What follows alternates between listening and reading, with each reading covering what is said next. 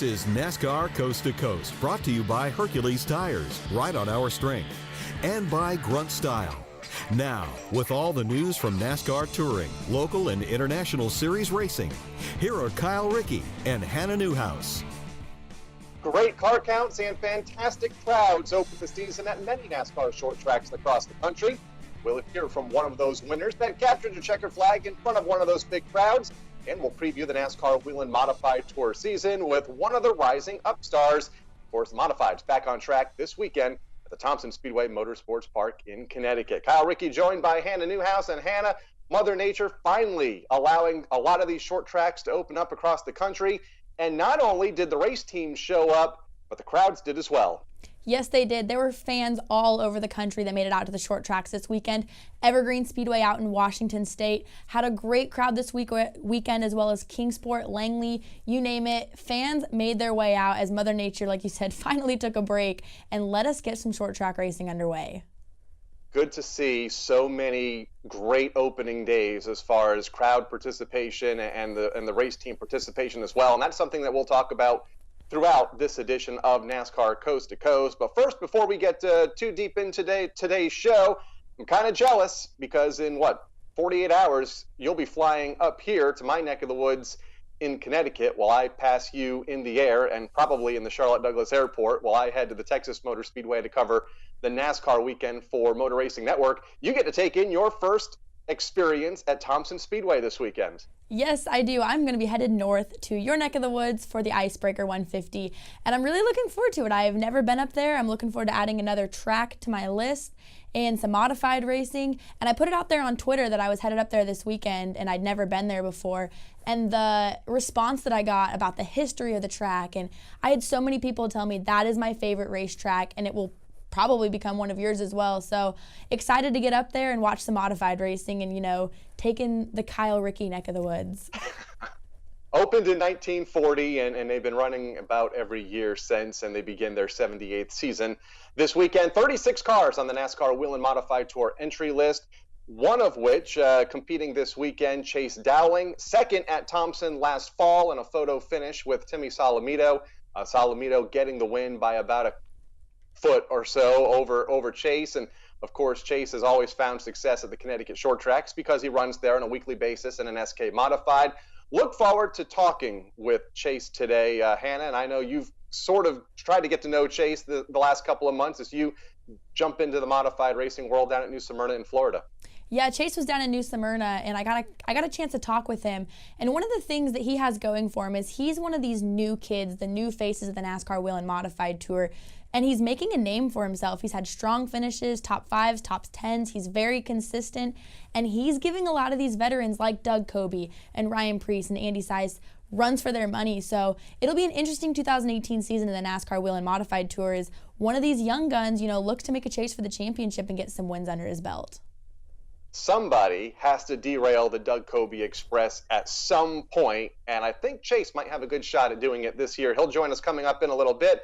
But first, next up here on the show, one of the nice guys of Southeast short track racing, Kres VanDyke, opened the season at Kingsport Speedway right where he left off a year ago, and that was in Victory Lane on Sunday afternoon in that 60-lap feature event. Yeah, Kres VanDyke had a great 2017 season. He was up in the national points there for a while in the NASCAR Whelen All-American Series standings. And if you look at his stats last year, he was at 50% winning rate. Like, for every start he had pretty much almost one half of his starts. And so it'll be a really interesting 2018 season for him. See if maybe he makes that run for that national title, but we know he'll be in contention for not only the state, but the track championship out at Kingsport Speedway this year. A two-time Tennessee state champion for the NASCAR Whelen All-American Series and the defending Kingsport champion here on NASCAR Coast to Coast. Grunt Style. The American fighting spirit is in everything we make.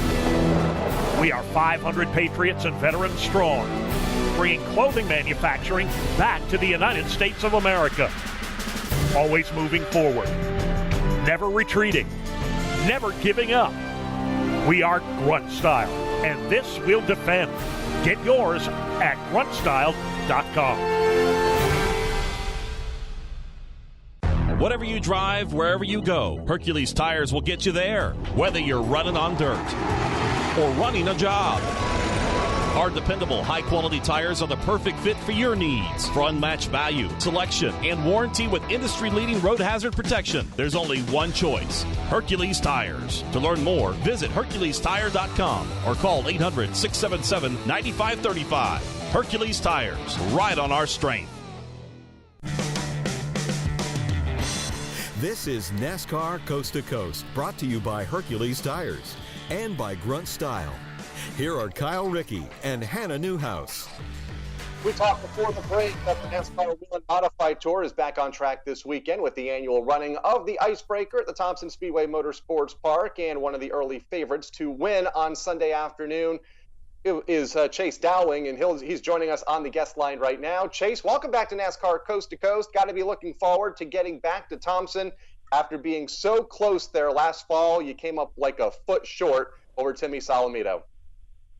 Yeah, thank you guys for having me on. Yeah, as long as the snow goes away up there, I think we'll be in good shape. But we definitely had a good run last year at the World Series, finishing second there. But definitely looking forward to the race coming up this weekend. Now, we talked a little bit earlier about how hopefully Mother Nature, like you said, plays in our favor, and I get the chance to come up to Thompson for the first time. I've never been there, and I'm looking forward to watching some modified action. But you guys ran a couple weeks ago at Myrtle Beach Speedway down in South Carolina. You brought home a 4th place finish. What's the transition going to be like coming from a place like Myrtle Beach where it's all about tire conservation, and what's your strategy going into Thompson? Yeah, so Myrtle Beach was very aggressive on tires. We were allowed 3 tires down there, and the pit stop strategy was a little different because we were only allowed to put on 1 tire at a time during the pit stop. So the tire strategy was a big role in that race. You got to have good track position at the end and know when to put the tires on. But as we switch over to Thompson here, we're going to have the pit stops where we're allowed to put on as many tires as we want. So the pit strategy is a little different, and then the track is more of a smooth racetrack, so you can pit kind of whenever you want. And normally around halfway break or a little later on, people will be pitting for tires. But the track's a lot smoother up here. 150 laps, I'm pretty sure, coming up. So it should be a good race. Now, a lot of the LFR cars were at Thompson testing a week ago without giving all the secrets away. Was it a productive day for you guys out at the racetrack? Yeah, it was a good day for that LFR camp. We went down there on Wednesday. We had a good day of testing. I think it was like the warmest day of this year so far. So we got lucky on the day, and Doug Kobe was down there, Justin Bonsignor with his new cars. It's awesome to have Justin with us this year in the LFR camp. So we were all very good with speed chart-wise and very happy. I think all the cars there should be a top 5 car going into this race. Now, you brought up Doug Kobe, who tested with you a couple days ago, but one of the things that we discussed was the NASCAR Wheel and Modified Tour is a tour full of veterans. You've got Doug Kobe, who's extremely successful, Ryan Preece, who's moved up the ranks, as well as Andy Seiss. But what's it like being a young gun competing in this series with names like that? It's definitely difficult. They have a lot of experience, but at the end of the day, the cars weigh 2645 when we go to the scales, and luckily enough, I have a really good crew chief, Rob Fuller, and all my guys that are behind me. So it's hard to really find confidence when you struggle, like when I struggle with my family car stuff. But now that I'm in a position where the equipment's there and the team's there and the crew chief's making the right calls, it definitely boosts your confidence. And last year, going into the couple of races we were in part time, we had really good finishes. So it's definitely hard. Ryan's really good. Doug's really good. There's a ton of competition. I think the tour definitely gets underrated with the talent that's there, and the money just isn't there for some of the drivers to keep going through the ranks, and they end up staying in the Wheel Modified Tour. And a huge car count this weekend. Right now, over 35 cars on the entry list for Sunday's Icebreaker 150. We talked about Doug Kobe a moment ago. Hannah brought that name up. We joked before the break that at some point, somebody is going to have to derail the Doug Kobe Express, winning 5 of the last series championships.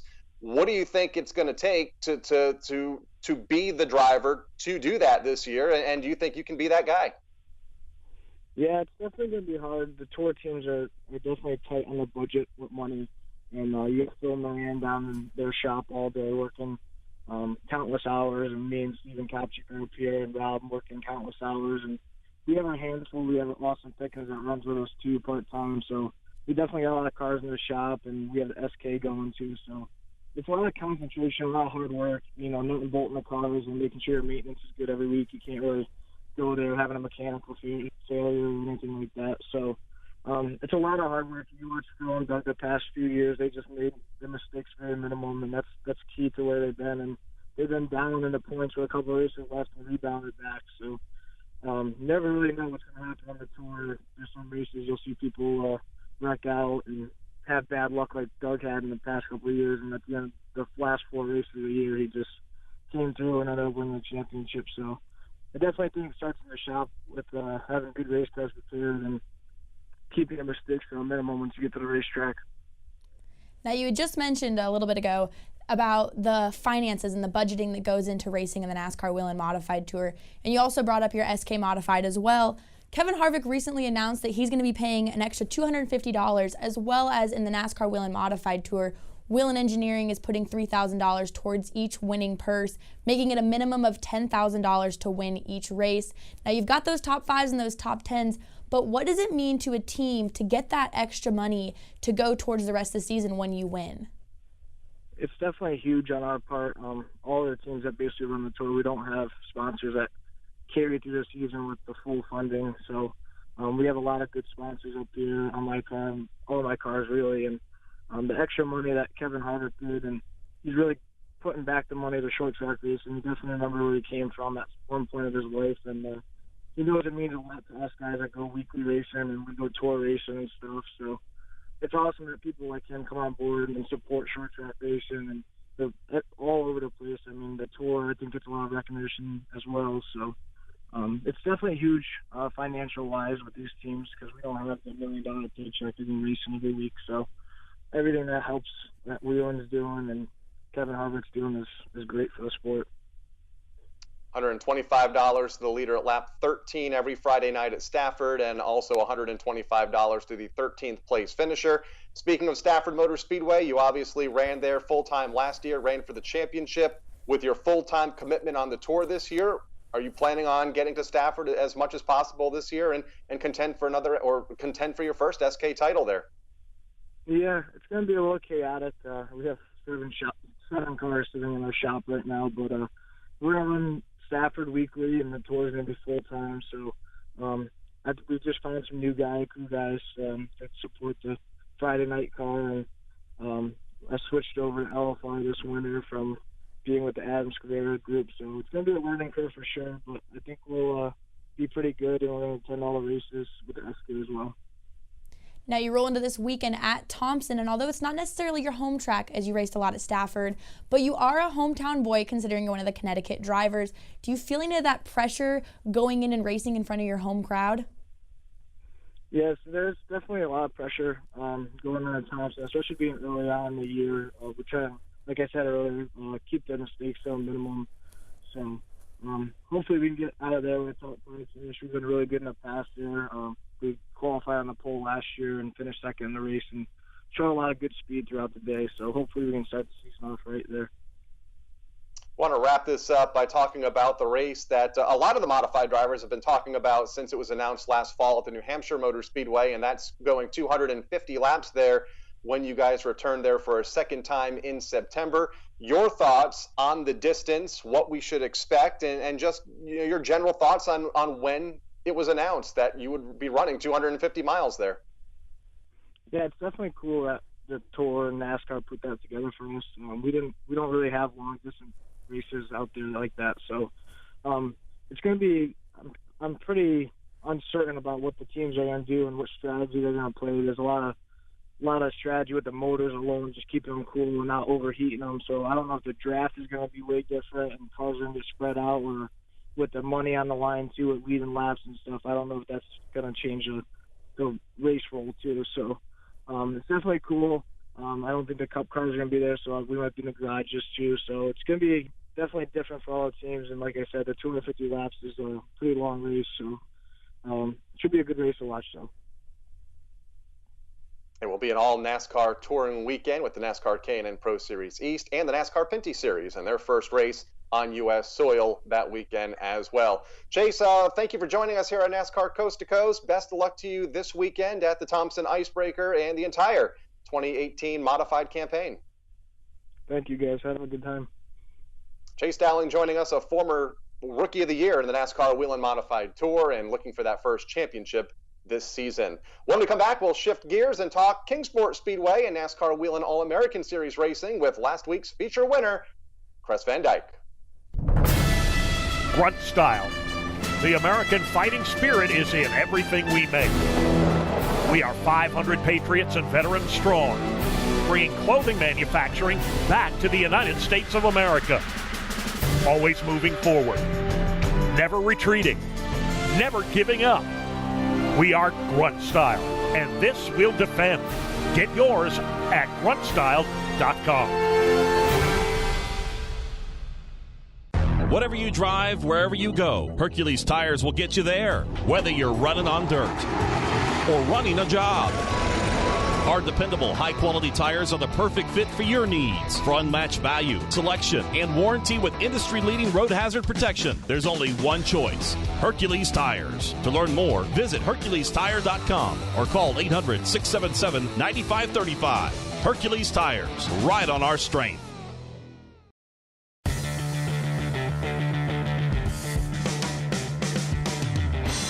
This is NASCAR Coast to Coast, brought to you by Hercules Tires and by Grunt Style. Here are Kyle Rickey and Hannah Newhouse.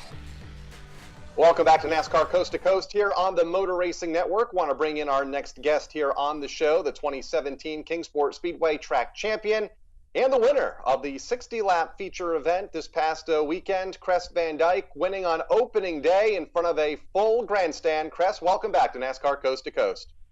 Thanks for having us. Race one in the books at Kingsport with some familiar names at the front of the field, along with yourself, Zeke Shell, Mike Looney, just behind you at the finish, several other drivers that have contended for the track championship the last few years in the field as well. Kind of walk us through your race and how you were able to hold off and keep those guys behind you. Man, I'll just tell you, we had a hot rod. You know, it was on a rail, and we've been testing for the last couple of weeks down there and just making improvements on the car. We've made some big lunges, and you know, the speed showed when it counted, and you know, we just kept our tires safe, wasn't spinning a lot, and just, you know, maintaining the brakes. The place is really abrasive, so we have to really take care of everything as best we can, and just picked them off and made the wise choice and took the win. Man, it was a great race. Now, 2017 was a very successful year for you as well. Track championship, saw you actually in Charlotte for the awards banquet. And, you know, you had almost a 50% win ratio. You won a little over half the races that you entered. What's that confidence going into 2018, already starting it off with success? You know, I mean, it was a big boost after that year. You know, last year was surreal, and, you know, just the ratio wins and, you know, just starts. Yeah, that's a big step. And, you know, to go into this year and with that on our backs, it boosted our confidence of a lot. And just like I said, races are won in a race shop. You know, you got to make sure everything in here is fine first and done here first before you get to the track. So I think if we continue doing what we did last year, we can make the success again this year. Track promoter Karen Tunnell tweeted out that it was a near perfect day for the facility, a great car count, great fan participation, as we talked about a couple of times in this show already, as they turned out. We've also talked in recent weeks about Kevin Harvick putting grassroots racing back into the spotlight. Do you think that had anything to do with it, or is that just the norm at Kingsport Speedway where you guys get good crowds early part of the season? You know, I mean, our crowds has always been great. Our fans are the best in the area. I've been to a lot of racetracks, and Kingsport puts on a great show.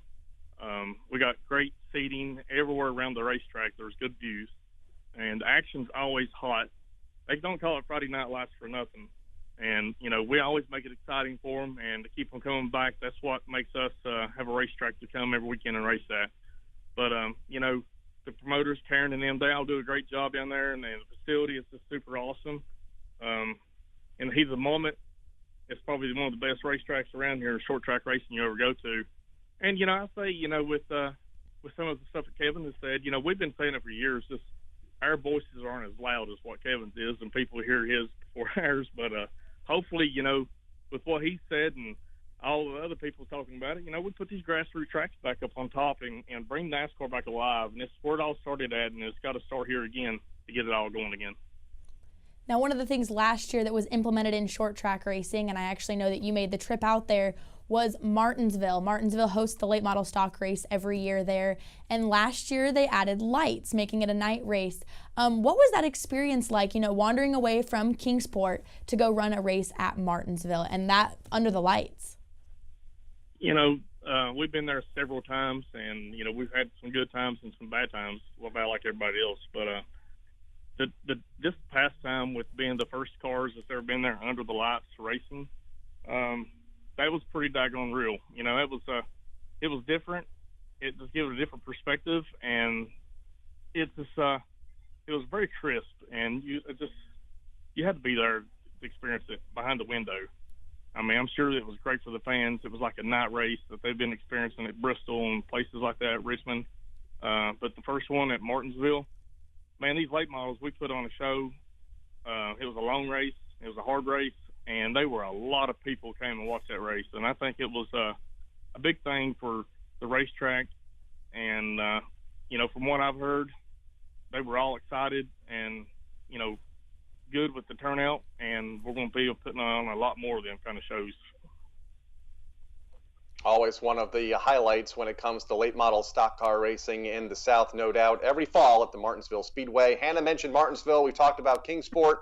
What does your schedule look like for the 2018 season? Will you chase national points? As in years past, we've seen you obviously pop up at places like Hickory and Greenville Pickens. What does this season look like?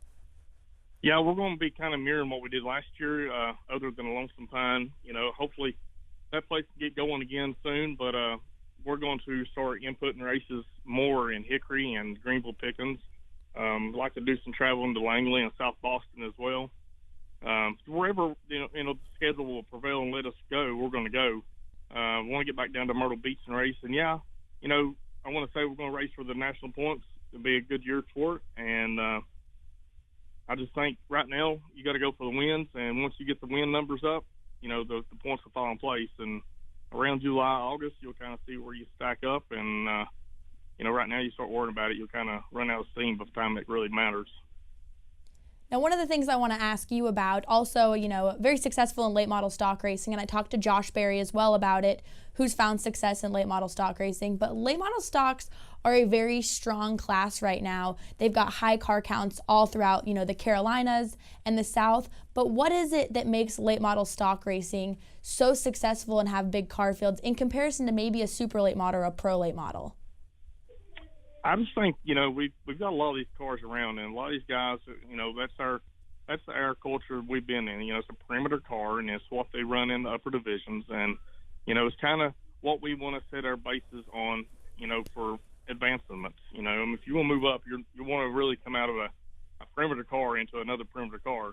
And I think the supers, it's a great series. It'll be a fun series. I just think that's why it's so strong right now, and it's the level of competition with all these teams and development teams and stuff, it's just getting greater and greater every year. Everybody's got to keep stepping up to the plate and swinging bigger and bigger to make it, to win more, you got to keep doing your homework.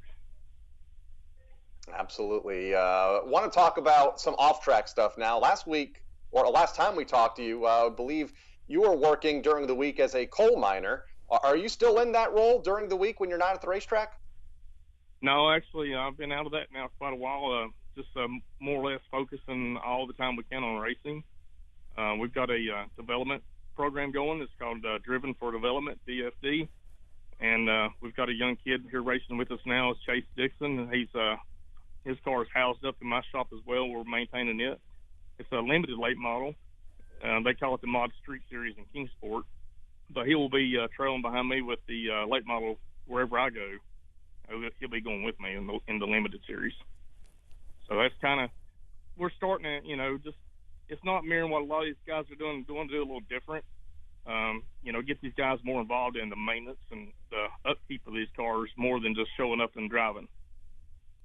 Now, how important is it, you just had mentioned that it's important for these kids to be hands-on with these cars, and you see a lot of drivers who are more coming into development series just to drive. but how important is it for the next generation of drivers to know how these cars work and to be able to work on them at the track? Yeah, that's very important because, like when all of us started, racing years ago, it was hands-on. It was either you had done it or you didn't go racing. And these cars don't fix themselves. They don't maintain themselves, and they don't get to the racetrack by themselves. And a lot of people don't understand the footsteps and the hard work and the bruises and the sweat and blood that goes into these things, the hours. There's not ever a quit time, and you're never say the car's done, because you always got stuff to do to them. And these kids that are coming up, they got the reset button on these iRacing machines and simulators, and it's just not that easy. And our vision of doing a development program is not just to make a payday and get people in here and take their money and show up at the racetrack and do the thing, but it's to kind of teach the concept and the work ethic that it takes into getting these cars ready and prepared and built from scratch up to where they're on the racetrack, doing setups and repairs and cleaning and just everything it takes to get them there and make them win.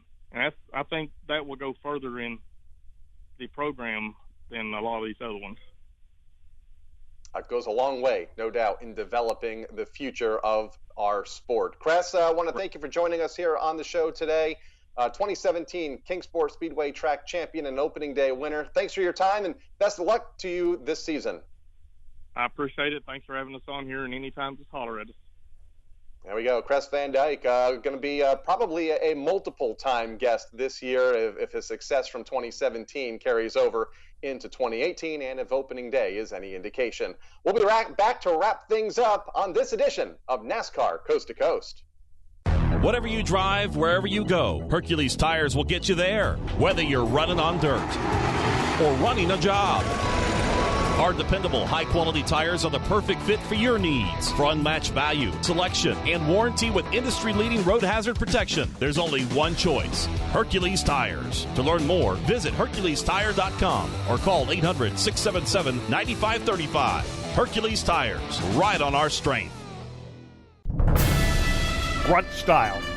The American fighting spirit is in everything we make. We are 500 patriots and veterans strong, bringing clothing manufacturing back to the United States of America. Always moving forward, never retreating, never giving up. We are Grunt Style, and this we'll defend. Get yours at gruntstyle.com.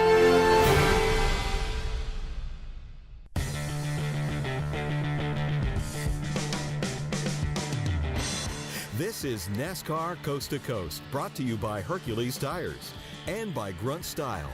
Here are Kyle Rickey and Hannah Newhouse. Wrapping up another edition of NASCAR Coast to Coast here on the Motor Racing Network. And Hannah, before we look ahead, let's look past this past weekend, that is. A lot of short tracks opening up. We've talked about Kingsport, but there were some other short tracks that opened up this past weekend that also got some really good crowds on opening night. Yes, one of the ones that didn't quite open up this weekend but ran this weekend was Greenville Pickens down in South Carolina. Colby Howard took the first late model stock win, and Austin Green collected his first late model win this weekend, capturing the second late model stock feature. Also, Evergreen Speedway, we talked about, had a great crowd, and actually California's Jeremy Doss made the 13-hour drive up there and won the super late model feature over Garrett Archer and Shane Harding. Kingsport, we just had the winner, Kres VanDyke, on. He collected that win, as well as Langley Speedway up in Virginia. Going to be a hot topic this year with a lot going on at Langley, where Philip Morris swept the twin races. A little bit of controversy in those twin races, though, Hannah. I believe an incident happened early in the event. He was allowed to come in, get 2 sticker tires, and pretty much zipped his way back up through the field, and something that his competitors took note of. Yes, there was a lot of talk after that race. Dale Earnhardt actually chimed in on it, asking why him and Josh Berry didn't go, and quickly rescinded that and said, hey, maybe it's because of the tire rule. But he spun himself out with about 10:15 to go, said he had a flat tire, took 2 sticker right sides, then took the cone and restarted like in the top 5 or 6 and ended up taking that win. So there'll definitely be a couple meetings happening at Langley in the next couple weeks. But out on the West Coast, Tucson Speedway also got in some racing, where track champion and Arizona State champion in 2017, Brandon Farrington, swept both the super late model races as well. A lot coming up this weekend as well. We mentioned Thompson Speedway in Connecticut. They'll have 11 divisions up there in competition all day Saturday and all day Sunday, of course, highlighted by the NASCAR Wheel and Modified Tour. 36 cars currently entered for that event. And South Boston Speedway, remember their opening night was rained out a couple of weeks ago during Martinsville race weekend. So if you have a ticket stub from the Martinsville events, bring it on opening night because it's a free admission ticket into South Boston this Saturday for Twin 100s for the late models. South Boston will definitely get a crowd. You know that everyone in the Virginias and the Carolinas itching for that short track racing while I head north, and I will make sure to send you some pictures of Thompson Speedway while you're down in Texas because I know that you're a little bit jealous that I'm going to be there. A little bit. I mean, it's my home racetrack. It is 10 minutes from where I sit, and you'll be there, and I'll be in Texas having a good time where the weather is hopefully warmer. One more big event this weekend, Irwindale Speedway, one of my favorite nights of the year. 80s night at the Speedway, part of their NASCAR Wheelin' All-American Series division this weekend. Hannah, enjoy the action at Thompson this weekend. Hopefully, the snow stays away. Yes, I hope so. I'm not packing a parka. I always feel like when I park warm clothes, it's always cold. So maybe if I pack, better clothes, we won't get that snow.